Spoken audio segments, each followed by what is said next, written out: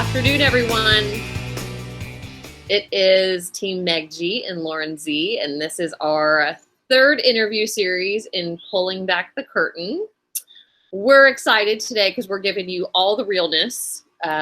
Today, we have one of our former clients here, Ken Wilson. Hello, Ken. Hey, Meg. Hey, Lauren. And of course, my business partner, Lauren Skudowitz. Hello. And me, Meg. So we want to give you a very transparent viewpoint as to what to expect. I know so many people always ask questions about what the process looks like. And so we today are bringing you someone that we just closed with. So we worked with Ken for many months in order to make sure that his house was shining in its absolute best light. And so we have some questions for him, and we did not pay him to be here today. I just feel the need to say that. So let's get started. Ken, I know that you were reluctant to use a real estate agent. So tell us a little bit about what caused this reluctance and what led you to list with us.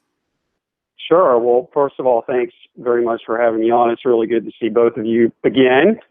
So I think it's fair to say that the reluctance was coming from three different places. Number one, there is so much information available online, and I'll say it, even on HGTV. So you can spend limitless hours sitting on your couch learning about properties, the pricing, ideas that can make your home more sellable. And it felt very much like booking an airline trip today and going out and searching for a travel agent. Why would you do that in this day and age of all the websites that'll basically do the work for you? So that was one piece of it. Second thing is, years ago, and this doesn't apply to a lot of people, but I took real estate classes in North Carolina, sat for and passed the exam. I never activated the license, but I had a really solid understanding of how the process worked, and a lot of the sort of mysterious lingo didn't really feel mysterious to me. And lastly, it really did boil down to the money.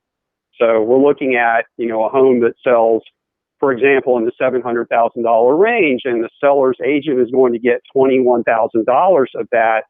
What are they going to do? They're going to put it on the multiple listing service. They're going to hold some open houses, bake a couple plates of cookies, and the buyer's agents are going to do all the work hunting for and bringing people to that house that, even on your own, you can make it very presentable and stage it really well. So who wants to pay $20,000 for someone to do about 20 hours worth of work? It just seemed absurd. So that was my mindset going in. Man, that was honest. I love it. But you know what? Ken told me literally all of these things when I went to his house to talk with him about the listing itself and his home. So this is all very, very true. With all of that being said, what brought you over the threshold and made you realize that we were going to take great care of you in the process? Good question. And it's worth taking a step back to having bought this house and initially believing that we would stay in it forever. We had zero intention of selling that home. It's amazing. It was in a great spot. Everything about it felt like the right place for us. So we were out on a lot of weekends kind of stalking open houses for the purpose of getting design ideas and our fake story that we presented to every single realtor to help them understand why we were in their house, but give them a sense that it's not worth your time to pursue us. Was, yep, we bought a house. It's a 5-year flip. It's going to take a while. It's pointless for you to reach out to us, at all. And seller's agent after seller's agent got our contact information, contacted us, bothered us. Are you sure? There's nothing I can do, which told me they didn't listen. Meg got our contact information, was polished, professional, very knowledgeable about that house, about the area, and then didn't call me.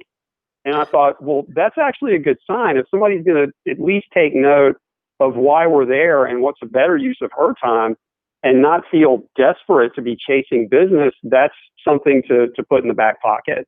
So that was maybe a year and a half, 2 years ago, I think.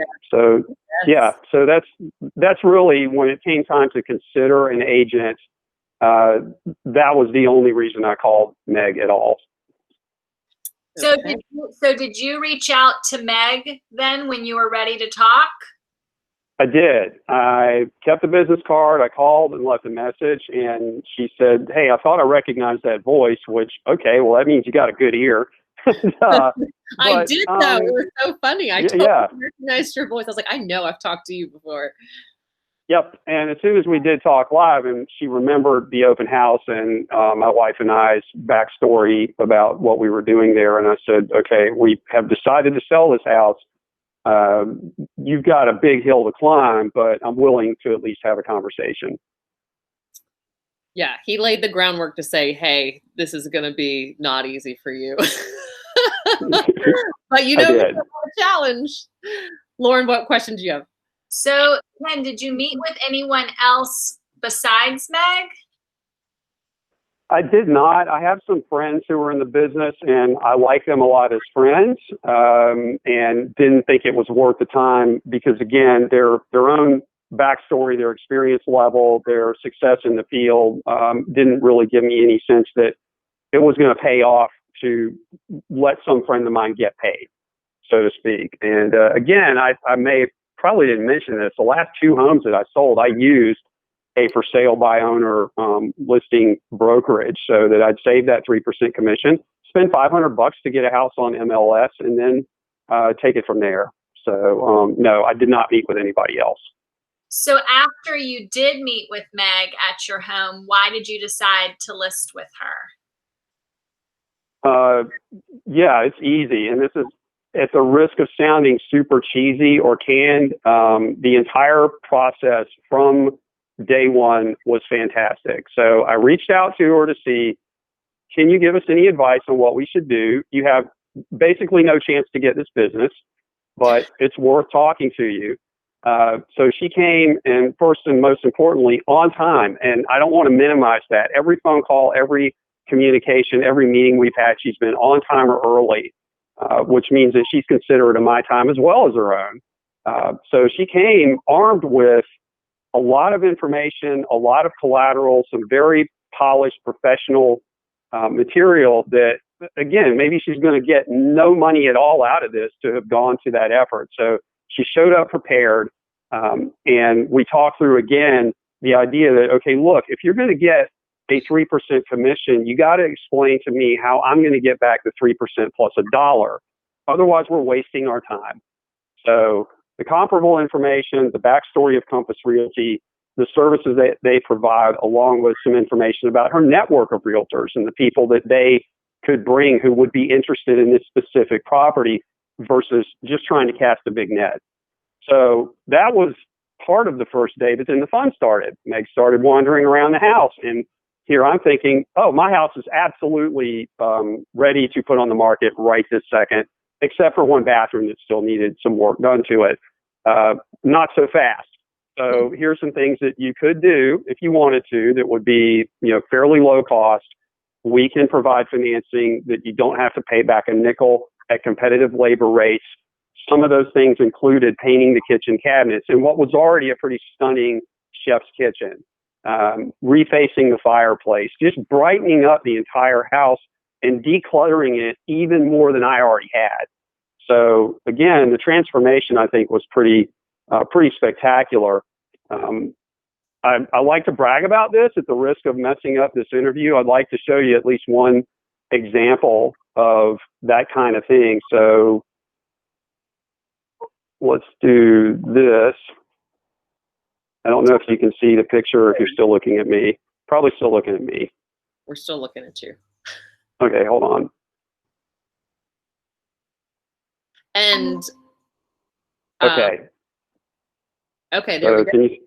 Okay, so this was our chef's kitchen with custom cabinetry, double ovens, granite, really, really stunning looking kitchen, but a little bit dark compared to what most people want. So a crew came in and turned it into this. Woohoo! And it's night and day. And to be that much brighter and appealing, I think you can't really put a hard price tag if you're looking for hard dollars on an emotional connection to something that you just walk into and have to have. But I would say most people would be pretty happy with this. Most people would be floored with this. So, that was a big part of it.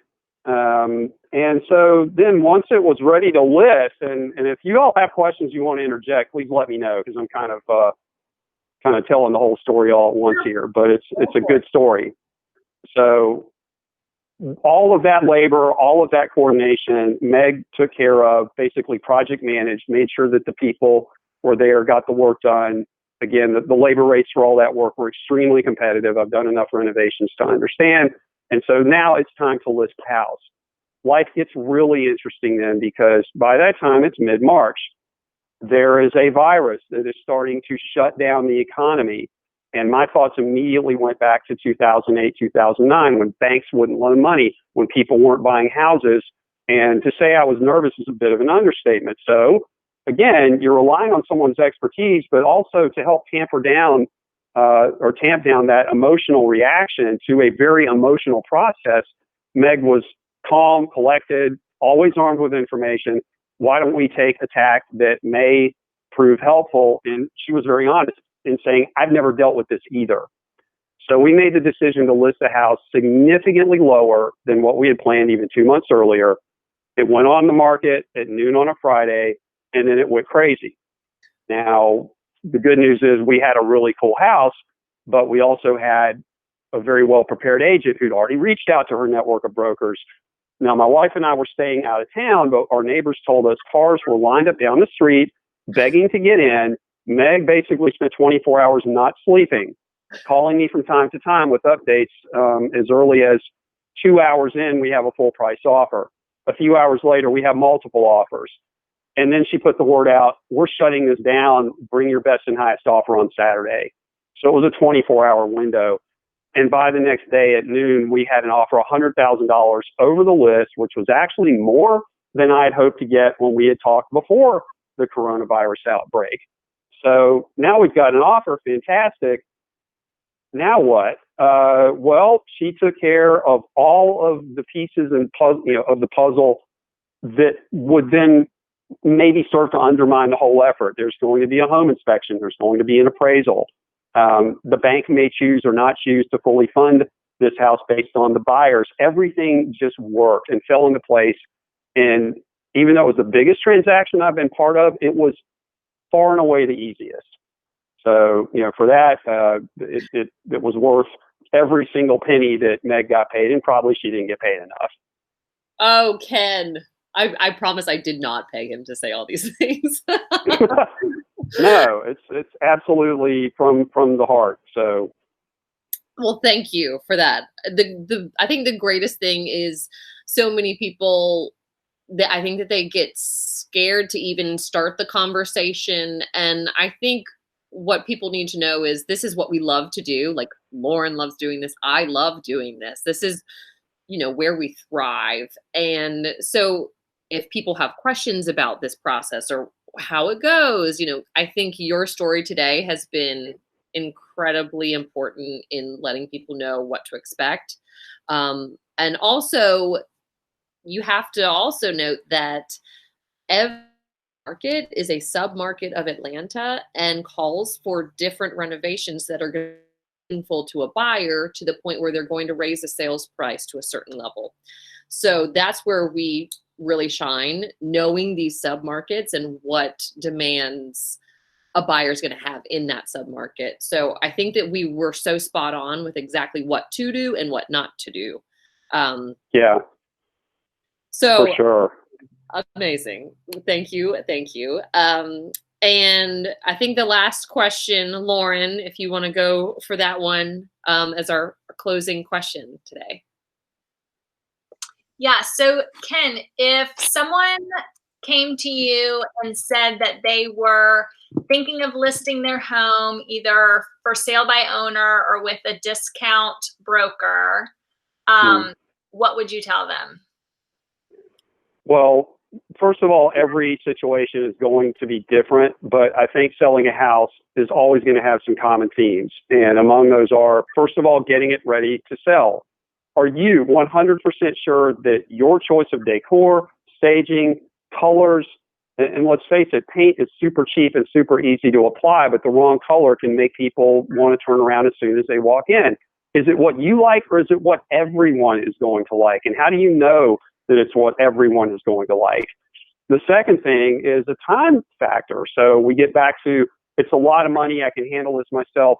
Can you really? Are you really prepared to leave your house every time a buyer's agent shows up or wants to inquire? And then if you're lucky enough to get a flood of offers, are you going to be organized enough and have the time to manage all of those? Because there's a very good chance if I had done this on my own, and miracle of miracles, we were overwhelmed on the first day, that best and highest offer that got the deal could have slipped through the cracks, because I would have been juggling balls that I have never tried to keep in the air before. So that sort of leads into the next piece of this, which is experience. Have you been through this? Do you understand everything about a contract, about the escrow process, how the 3 rounds of negotiation are going to work, and that the offer that you get is not what you're going to close at, because you've got inspections, you've got appraisals. Who's going to go to bat for you during those rounds? Next, and I've mentioned this before, do you have a network of agents that are going to bring interested buyers that have already been vetted, already been qualified, are interested today in spending money for the house that you're trying to sell? And then lastly, and again, it always comes back to me for the money. Is it worth, giving somebody or paying somebody 3%, which is a pretty large check to write, when does it feel like they're going to do that much work? So if you're going to go in for surgery, do you want to hire the surgeon who's going to keep you on the table longer than everybody else so that the hourly rate is the lowest? Or do you want to pay the best surgeon who will get in and get out and make sure that everything works the way that it should? So yeah, I think those all help me make the decision. Couple more things to think about. This is real world. The house that we sold is on a street that has 60 homes, give or take, on it. It's not in a neighborhood. There are 2 homes for sale on that street. One's been on the market since November. Another one hit the market right after ours sold, and it's still on the market a month and a half later. Why haven't these sold? They're in the exact same place that our house was. If real estate is about location, what's the missing piece of this puzzle? And in my mind, it's someone who understands how to get the house sold in both instances. So I think, look, there are the barriers to entry in real estate. Look, I took and passed the test years ago. I think it's not the hardest test to take, but that's the very smallest piece of being a good realtor. And you can either hire somebody who's okay at it and regret it, or you can hire a professional who's going to help you more than make up for what they're getting paid. And so that's what I would encourage people to think about that. And go live your life and do the things that you're good at, and let people do this when they're good at this. Love the honesty. Well, Ken, I really appreciate this. Such a pleasure speaking with you, and we so appreciate just the candor here today. Just a few things to note. Ken took advantage of the concierge program that we have that he touched on, where he didn't pay for any of the improvements that we guided him through and white gloved for him and project managed until the house sold. 0 interest, 0 costs. It's at a cost by cost basis. And then also utilized our in-house stager, Modern Nest, who was on an earlier series with us. So we've got the tools. But anyways, we thank you, and we need everyone to know, if you have questions, Lauren and I, we're honored to help in any way that we can. Perfect. Thanks everyone for today. We so appreciate it. Thank you all so much. I appreciate both of you. Thanks, Ken. All righty.